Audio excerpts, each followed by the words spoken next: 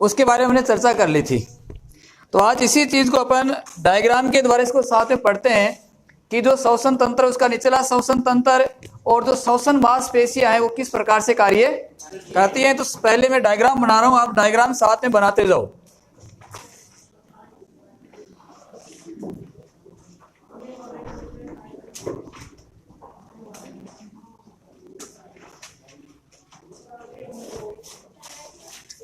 आजा।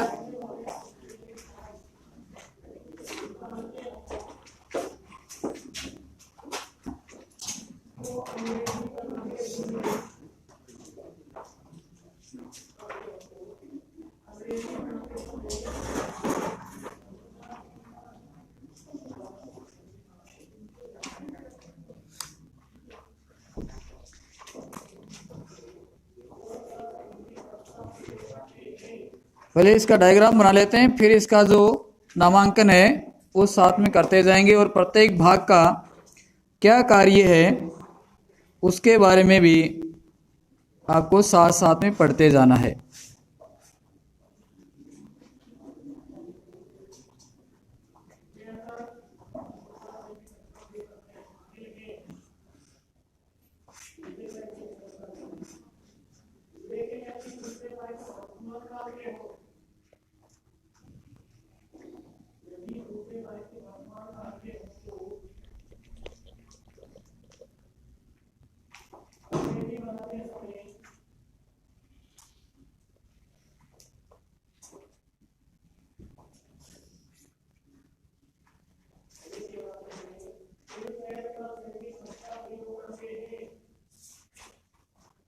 साथ में बनाते जाइए, अभ्यास हो जाएगा आपका।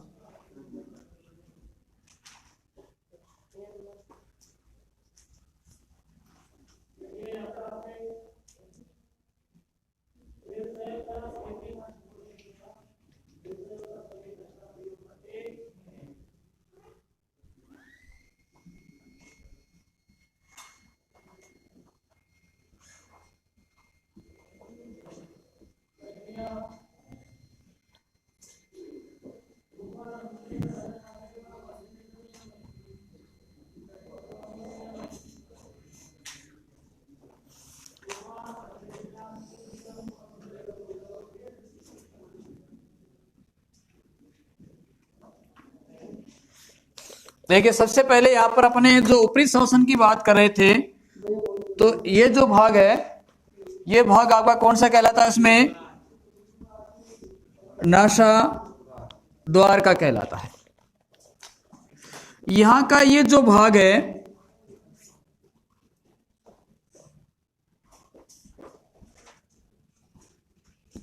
ये जो भाग है यहां वाला, ये भाग क्या कहलाएगा? क्या कहलाएगा? लॉरेंक्स, या जो कंठ वाला भाग है, कंठ वाला भाग ये यहां पर होगा। ये जो भाग होगा यानी जो गर्सिका, गर्सिका साथ कंठ वाला भाग, ये जो भाग है वो कहलाती है श्वास नली। श्वास नली, ये जो श्वास नली है वो आगे चल करके दो शाखाओं में विभाजित हो जाती है। यानी जो फेफड़ा अपना है, जिसको फुफ्फुस कहा जाता है, इस फुफ्फुस में जब ये प्रवेश करती है तो ये दो अलग भाग में विभाजित हो जाती है, एक बाएं भाग में और एक दाएं भाग में। तो यहाँ पर जो श्वास नली है वो आगे चल करके किस में बढ़ जाती है? श्वसनिका में। किसमें? श्वसनिका में। और जो श्वसनिकाएं है वो फिर आगे अन्य प्राथमिक, द्वितीयक, तृतीयक, इस प्रकार से छोटी छोटी शाखाओं में और विभाजित हो जाती है। इन शाखाओं को कहा जाता है श्वसनिकाएं। क्या कहा जाएगा? श्वसनिकाएं।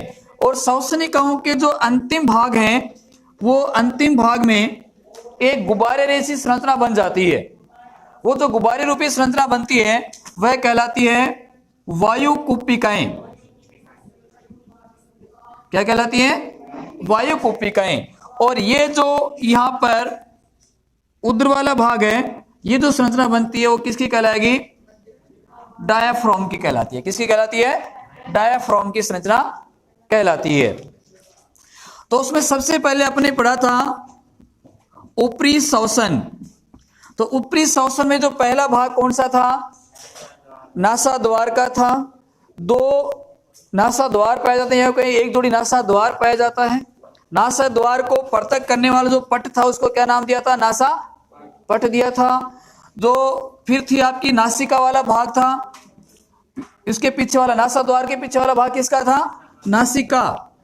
किसका भाग था? नासिका वाला भाग था। नासिका में अपने क्या कहा था? क्या पाई जाती है? श्लेष्मा ग्रंथि पाई जाती है। श्लेष्म ग्रंथि पाई जाती है जो किसका स्राव करती है? श्लेष में रस का स्राव करती है, यानी श्लेष्मा का स्राव करती है। किसका स्राव करेगी? वो श्लेष्मा का स्राव करेगी।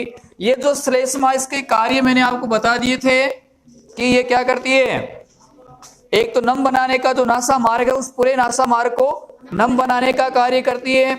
दूसरा इसमें क्या पाए जाते हैं? रोम पाए जाते हैं।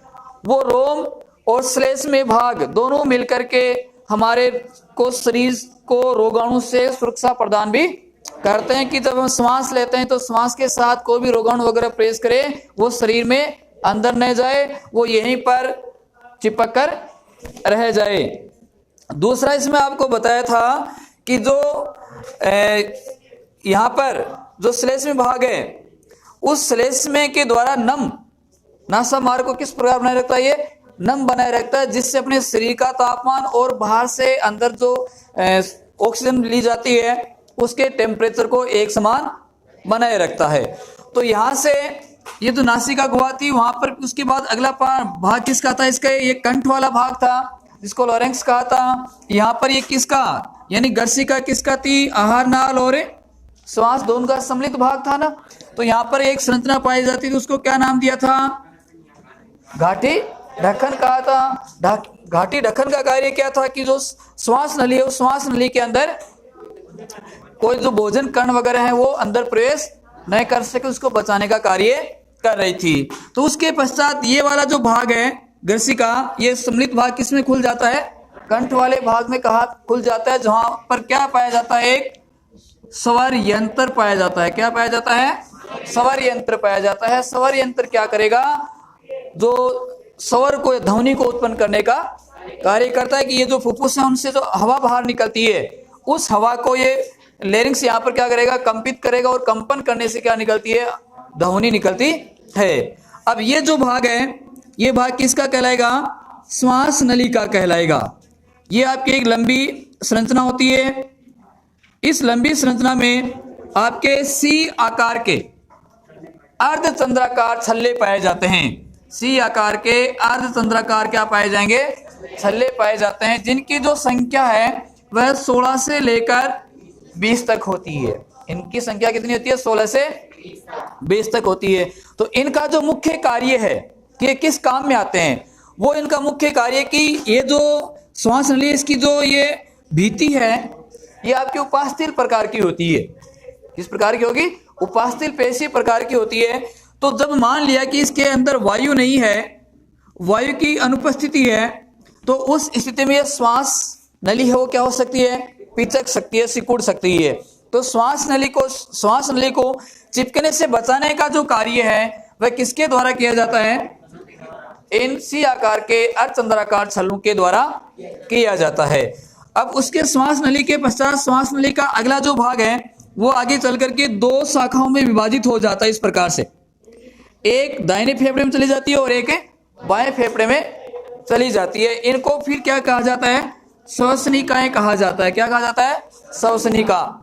श्वसनिका का जो भाग है एक दाहिने भाग में और एक बाएं भाग में, फिर आगे चल करके ये अलग छोटी छोटी जो शाखाएं हैं उसमें विभाजित हो जाती हैं, जिनको क्या कहा जाएगा?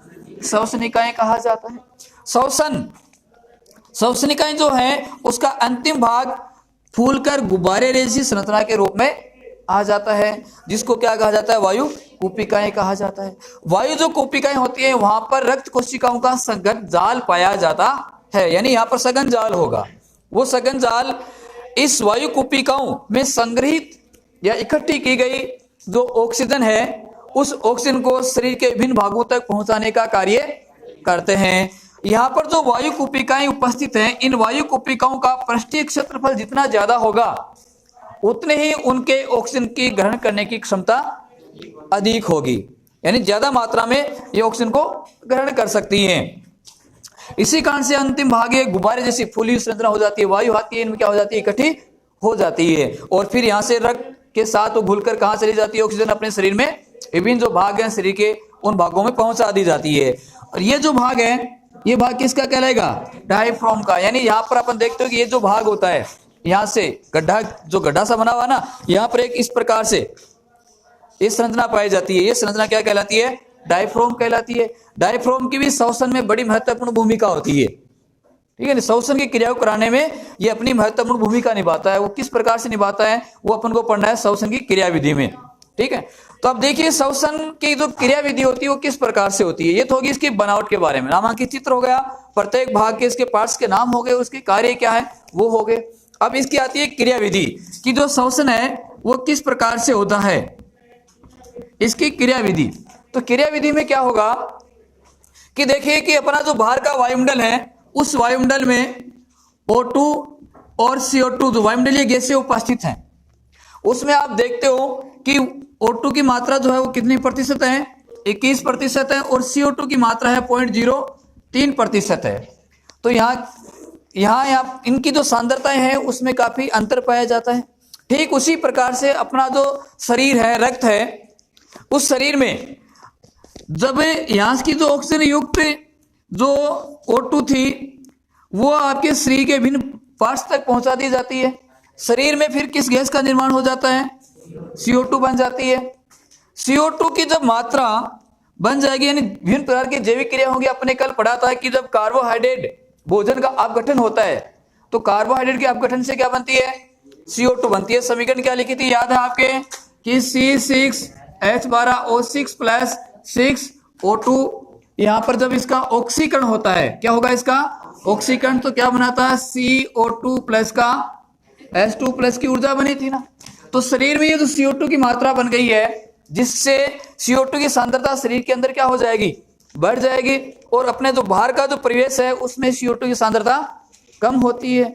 तो बाहर की सांद्रता कम और अंदर की सांद्रता क्या है, ज्यादा है। उसी प्रकार से जब बाहर की बाहर की सतह पर O2 की सांद्रता अधिक और शरीर में जब CO2 बन गई तो O2 की क्या आ गई, यहाँ पर कमी आ गई शरीर के अंदर।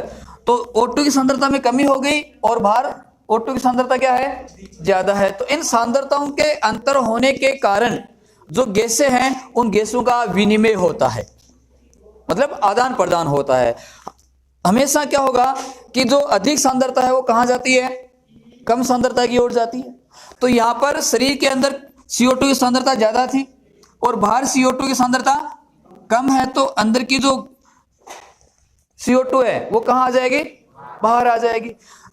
उसी समय जब बाह्य वातावरण वहां पर O2 की सांद्रता अधिक है और यहाँ पर जो वायु कुपिकाएं कह दो, इनके अंदर O2 की सांद्रता कम है, तो उसके कारण क्या होगा कि ये जो O2 है वो कहाँ प्रवेश कर जाएगी, इन फुफ्फुस के द्वारा इन वायु कुपिकाओं में प्रवेश कर दी जाती है। तो इस प्रकार से लगातार O2 और CO2 का परिवहन होता रहता है।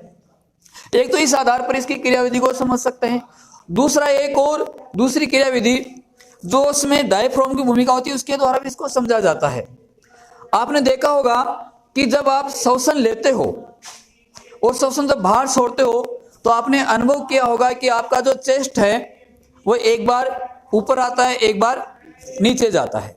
तो जब आप सांस अंदर लेोगे, क्या करते हो, सांस अंदर लेते हो, तो सांस अंदर लेगे तो क्या होगा, चेस्ट क्या होगा, ऊपर आता है ना। तो उस समय क्या होता है कि ये जो फुफ्फुस है, उस फुफ्फुस के चारों ओर आपकी क्या पाई जाती है, इस प्रकार से पसलियां हैं, यानी जो पिंजरा रूपी संरचना जो यहाँ ऊपर का चेस्ट का भाग है उसमें 12 जोड़ी पसलियां हैं। तो जब आप अंदर लेोगे तो उस समय ये जो डायफ्राम है, उस डायफ्राम में क्या होता है, इस प्रकार से नीचे की ओर ये खींच जाता है।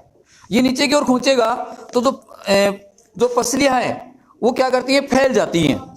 उनके फैलने से इनका जो फुफ्फुस का आयतन है, वायु कुपिकाओं का आयतन है, वो बढ़ जाता है। बढ़ने के कारण बाहर की वायु को क्या कर लेती है, अंदर खींच लेती है। अब जैसे ही ये वापस स्थिलित अवस्था में आएगा तो उस समय क्या होगा कि ये जो फुफ्फुस है उन पर वापस क्या पड़ेगा, प्रेशर पड़ेगा, प्रेशर पड़ने से इनका आयतन क्या हो जाएगा, कम हो जाएगा। कम आयतन होगा तो अंदर की जो बनी हुई जो गैस है, CO2 गैस है, उसको क्या कर दिया जाएगा, बाहर छोड़ दिया जाएगा। तो इस प्रकार से ये जो क्रिया है वो लगातार चलती रहती है। और ये जो क्रिया थी अपनी पूरी किसकी थी, श्वसन तंत्र की, कि मनुष्य में श्वसन तंत्र किस प्रकार से होता है, उसकी बनावट क्या है और उसकी क्रियाविधि किस प्रकार से होती है। तो बोर्ड परीक्षा में आपका जो प्रश्न पूछा जाता है वो एक तो इसका जो नामांकित चित्र है उसके बारे में पूछा जाएगा। दूसरा प्रश्न यहाँ पर पूछा जाता है इनसे संबंधित कि श्वास नली में छल्लों का क्या कार्य है या इनकी संख्या कितनी होती है।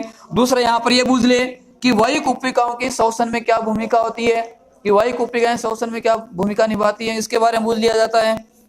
इसके अलावा कि श्वसन क्रिया में गैसों का विनिमय किस प्रकार से किया जाता है, किस प्रकार से विनिमय होता है, उससे संबंधित आपका प्रश्न किया जा सकता है। तो ये आपका छोटा सा टॉपिक था श्वसन और उसकी क्रियाविधि।